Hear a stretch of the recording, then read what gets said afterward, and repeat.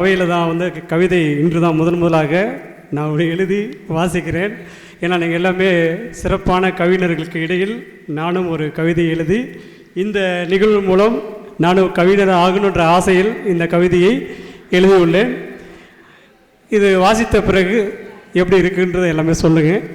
செம்மொழி தமிழ் வாழ்க, அகிலமெல்லாம் அறம்போற்றும் அருந்தமிழ் வாழ்க, ஆற்றல் மிகு அருவி வளர்க்கும் பைந்தமிழ் வாழ்க, இனிமையான வாழ்வை தரும் இனிமை தமிழ் வாழ்க, ஈடு இணை இல்லா இலக்கணம் கண்ட இன்ப தமிழ் வாழ்க, உலகம் போற்றும் இலக்கிய வளர்த்தமிழ் வாழ்க, ஊற்றெடுக்கும் முப்பால் முத்தமிழ் வாழ்க, என்றும் வாழ்வின் பண்பு வளர்த்தமிழ் வாழ்க, ஏற்றம் தரும் ஏணியாய் திகழும் திறன்மொழி வாழ்க, ஐம்பெரும் காப்பியங்கள் கண்ட நற்றமிழ் வாழ்க, ஒழுக்க நெறி காட்டும் ஓங்கு தமிழ் வாழ்க, ஓங்கி ஒலிக்கும் உயரிய மொழியாம் செந்தமிழ் வாழ்க, ஔவையின் வாக்கு அருளிய அருந்தமிழ் வாழ்க வாழ்க என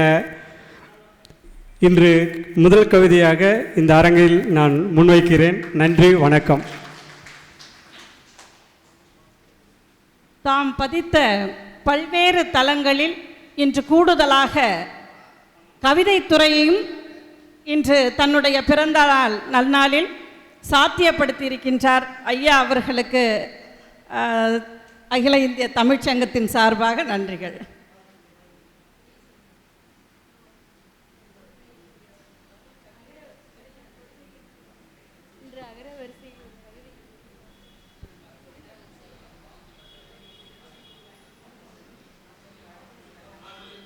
பொறுமையின் சிகரமாக அகர வரிசையில் அழகாக கவிதை வடித்தமைக்கு எங்களது மனமார்ந்த வாழ்த்துக்களை தெரிவித்துக் கொள்கிறோம். ஐயா வாழ்க தங்களது தமிழ் சேவை.